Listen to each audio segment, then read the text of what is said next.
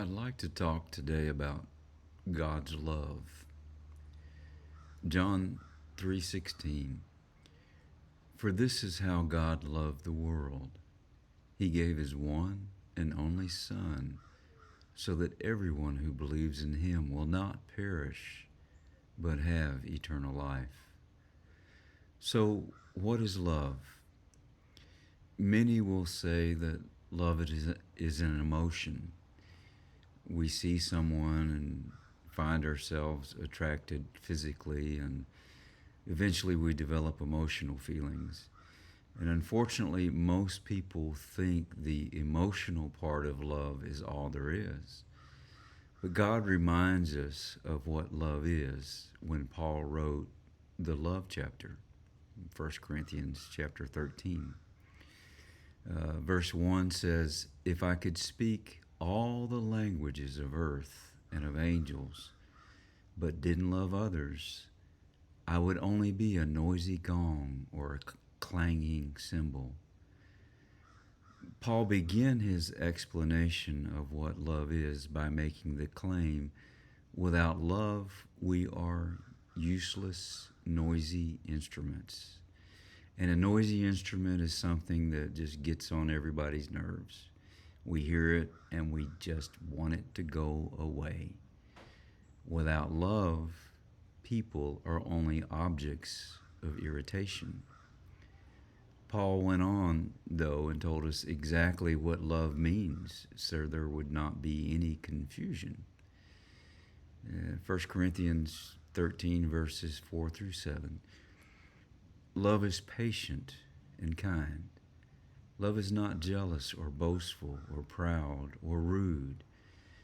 It does not demand its own way. It is not irritable, and it keeps no record of being wronged. It does not rejoice about injustice, but rejoices whenever the truth wins out. Love never gives up, never loses faith, is always hopeful, and endures through every circumstance. When we describe love in this way, it's not the easiest thing for people to have. All people tend to be somewhat selfish when we get right down to the facts.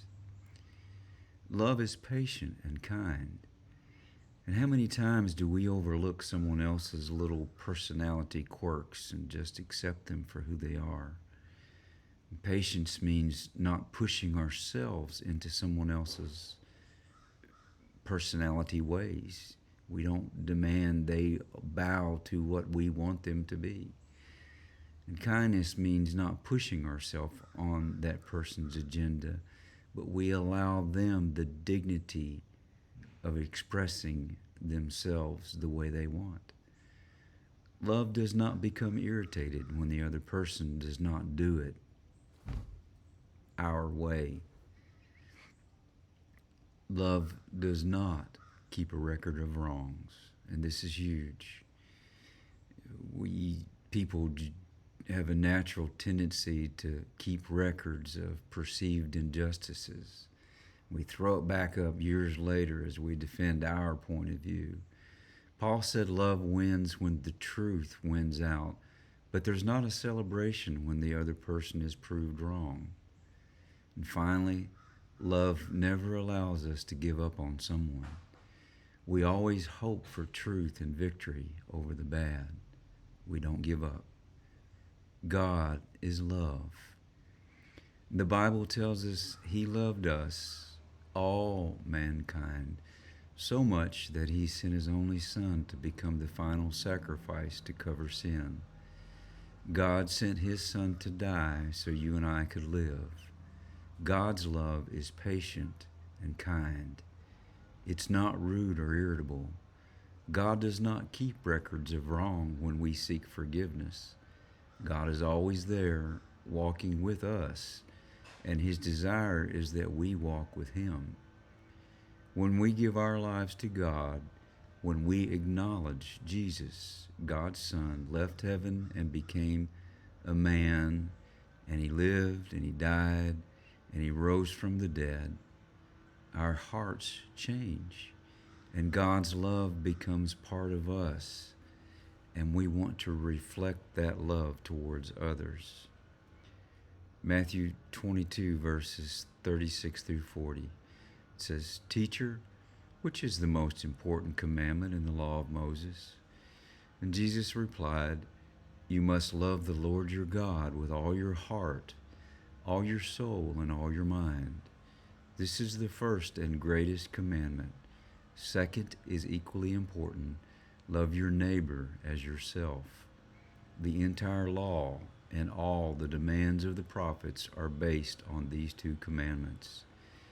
If we choose to follow God, we have a clear roadmap of what's expected of us from God. Love is the main and most simple objective.